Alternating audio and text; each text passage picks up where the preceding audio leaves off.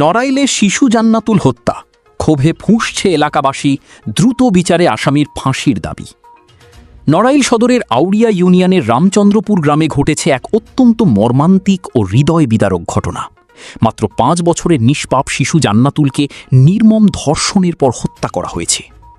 ঘটনার পর স্থানীয়রা মুমূর্ষু অবস্থায় শিশুটিকে উদ্ধার করে নড়াইল সদর হাসপাতালে নিয়ে গেলে কর্তব্যরত চিকিৎসক তাকে মৃত ঘোষণা করেন। অভিযোগ উঠেছে, একই গ্রামের রবি নামের এক ব্যক্তি এই পৈশাচিক অপরাধ সংঘটিত করার পর ঘটনা ধামাচাপা দিতে এবং আলামত হিসেবে লাশ গুম করার অপচেষ্টা চালায়।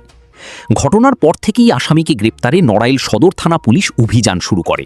তবে দীর্ঘ 22 ঘণ্টা আসামি ধরাছোঁয়ার বাইরে থাকলেও শেষ পর্যন্ত বিক্ষুব্ধ জনতার হাতে আটক হয় অভিযুক্ত রবি।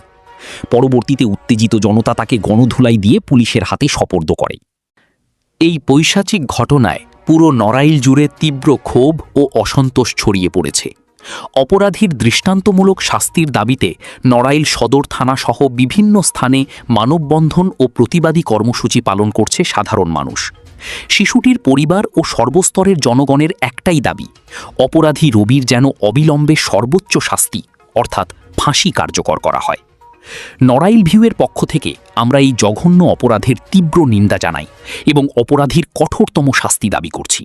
সেই সাথে ভবিষ্যতে যেন কোনো পরিবারকে এমন স্বজন হারানোর বেদনায় পড়তে না হয়, সেজন্য নারী ও শিশু রক্ষা আইন কঠোরভাবে প্রয়োগ করে দেশজুড়ে শিশুদের পূর্ণ নিরাপত্তা নিশ্চিত করতে সরকারের প্রতি জোর দাবি জানাচ্ছি।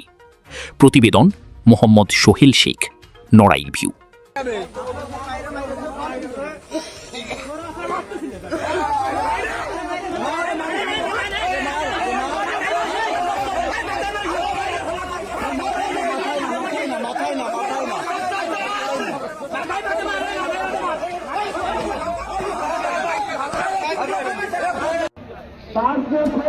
দাঁড়িয়ে আমরা এই ঘটনার তীব্র নিন্দা জানাই।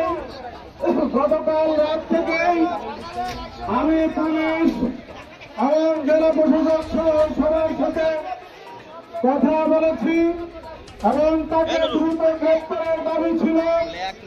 আজ সকালে কিছুক্ষণের আগেই আপনাদের সবার সহযোগিতায় তাকে গ্রেপ্তার করেছে পুলিশ, আমরা জানতে পেরেছি।